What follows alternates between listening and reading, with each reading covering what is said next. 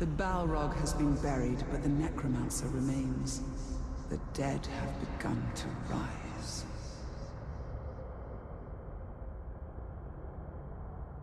He despised the greed of men, the predictability of the dwarfs. But most of all, he hated the elves, who wished to embalm the world. Middle-earth will change, he told me. It will bend to my will. It will not be fixed in place, and it will not be restored to the vision of its makers.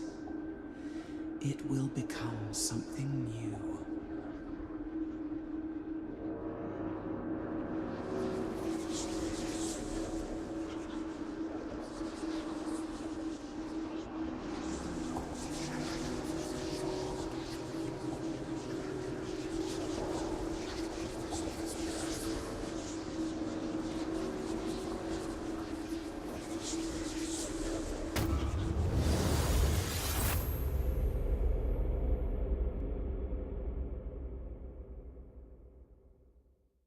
He wishes to remake the world in his own image.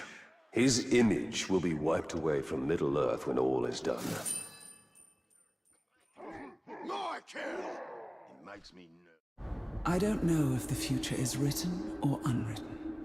My mind could travel up and down these paths, and they were like memories. But like memory, the mind would shape them to suit its ends. Were these my fears? Or my hopes?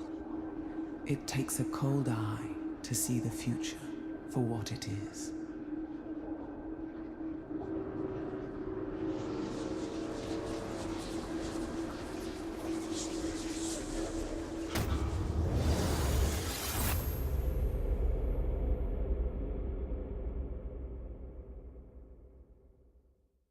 Are these not the same dangers as the Palantir, the Hydir? There is a risk in all these things, but wars are not won by the cautious. Have you ever seen a spider's web, strung with dew? That is the web of fate. All possibilities hang in the balance, but as the sun rises and the wind blows, the dewdrops fall, and history is revealed. A Dark Lord, or a Bright One. Middle-earth will have neither. I will shake the branch until all have fallen.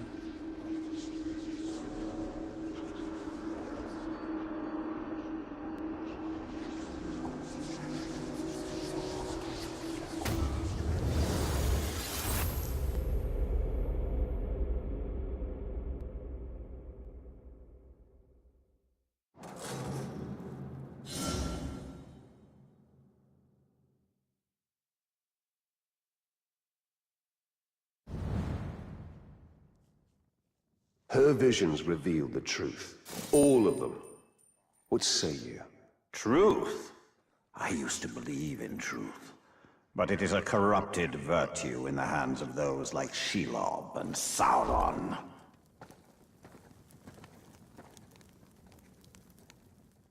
They come to me seeking knowledge, but instead they find death. They ask of their fate, for themselves, for those they love. I gave mercy to those I devoured, and I damned others with vision. The web of fate drives men to madness. They will walk all its threads to find their meaning, only to discover there is no escape.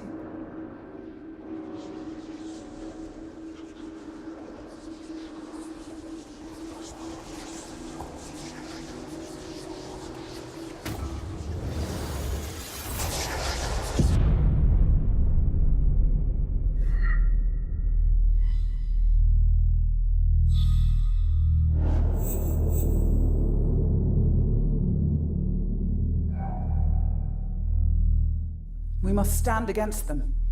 Destroy them. They will only keep coming. Sacrifices must be made. You would abandon me.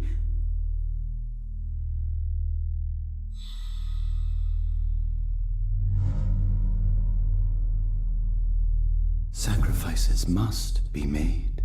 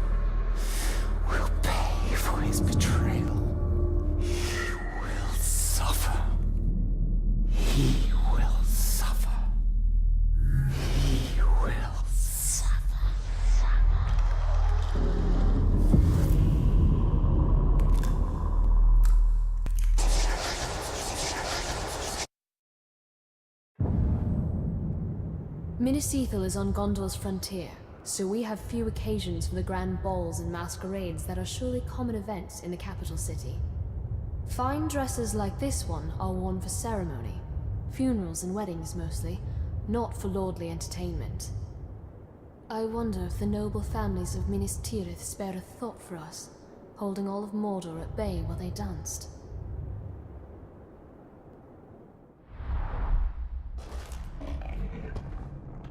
Another fine garment thoughtlessly cast away. Who in Mordor would wear such a thing in days like these?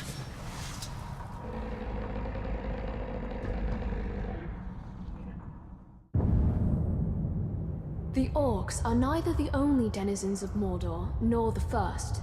Easterlings and Haradrim have settled here from time to time, often at the Dark Lord's invitation. They are scarce today, but one can still find their strange artistic carvings scattered in places from Nirn to the city of the Corsairs.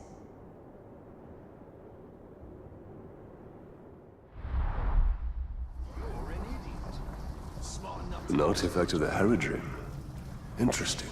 Few find their way this far north. And for that, your nation should be grateful.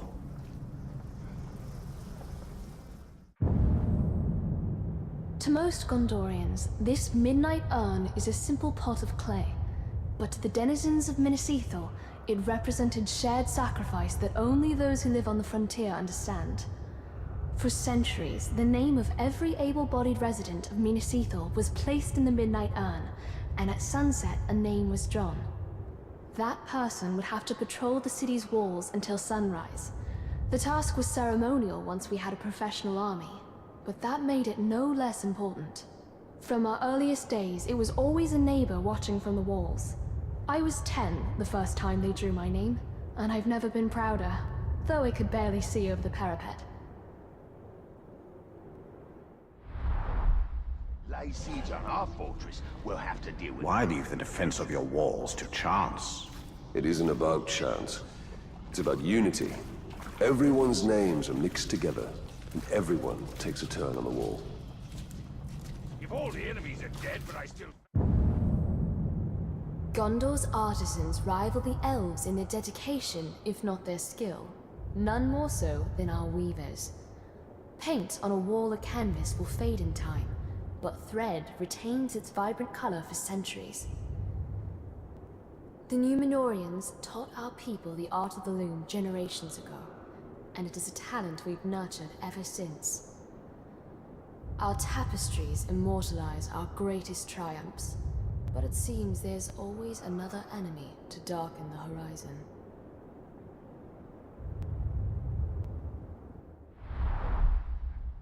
– Exactly.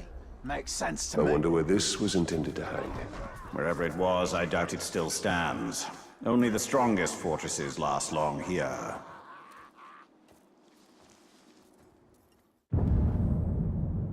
The elves of the distant north have long been named among Gondor's allies, though I've never seen one in person. This cloak is as light as the morning fog on the shoulders. I tried it on once, and its colors seem to shift and blend as the light changes. How meager the product of our looms is when compared to elven handiwork.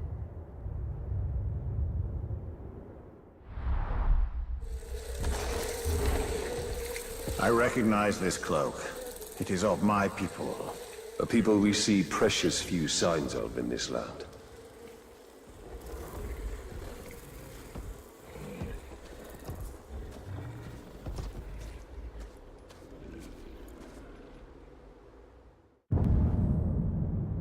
My earliest memories are of being nestled under blankets as my mother showed me the illustrations in a storybook about Luki the Larrikin, whose mischief always ended in disaster, though she was always one step ahead of her stern governess. I found the book tucked away years later after I learned to read, and I was surprised to learn that the storybook was full of little morality plays, not the comic tales my mother told. I wonder why she did that.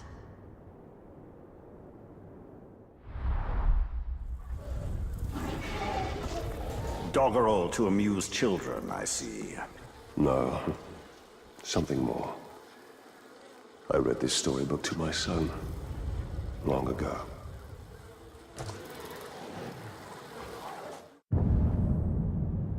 This artifact was a gift from Gondor's other frontier, the long beaches of Unthalas along Gondor's distant shores. Their lord Galazgil sent us this ceremonial bowl with water from the river Morthond, and we kept the bowl long after the water had evaporated. I've often daydreamed of visiting Unthalas. I think I'd like it better than the capital city of Minas Tirith. There is too much of the frontier within me to be happy living in settled lands.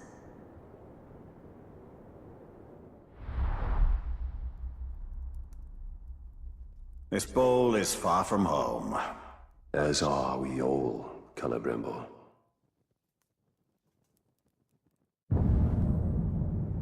Men and orcs have clashed for centuries. In living memory, the greatest battle between them took place near Long Lake, where men, aided by elves and dwarves, battled the orcs and goblins of Moria. The free folk won the day, and some accounts claim that eagles of the Misty Mountains swooped down onto the battlefield, casting the orcs down from the cliffs and mountains where they stood. Seems a fanciful tale. I saw no eagles overhead when Minas Ithil fell, though we did have Talion and his strange powers. We would have welcomed aid from anywhere, even the skies.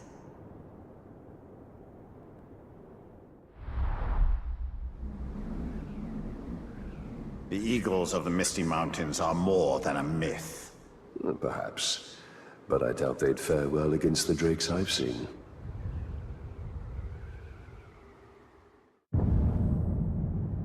I've never seen a warg, but books and traveling hunters have told me plenty. The goblins of the north can ride wargs as the men of Rohan ride horses.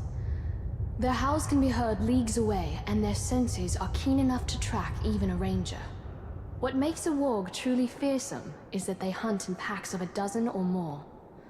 Caragors are more dangerous, but they travel in smaller numbers. A feeble blessing, that.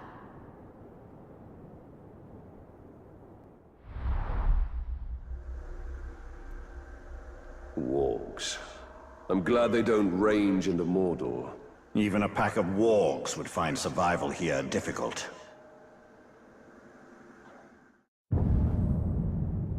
I never dared to break the seal on this scroll, though I often wanted to. I found it in a dust-covered box with a label marked Maps of Southron Trade Routes. Baranor is a Haradrim, so perhaps this scroll has a map of his homeland. Breaking the seal is strictly forbidden for those who aren't Lords of Gondor, and as much as I'm curious, I know my father would not approve.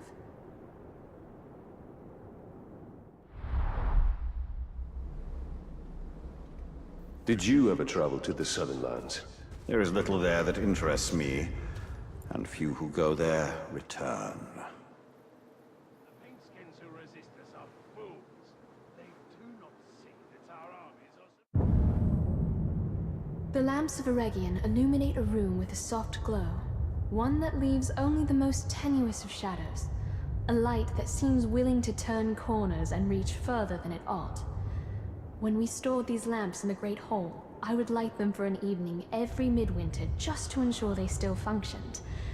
They cheered me so much that I always resolved to do so more often, but then I'd forget or put it off. How I miss their light now.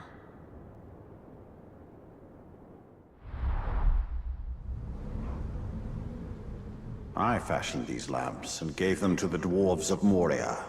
Then they've traveled very far indeed. But in whose hands?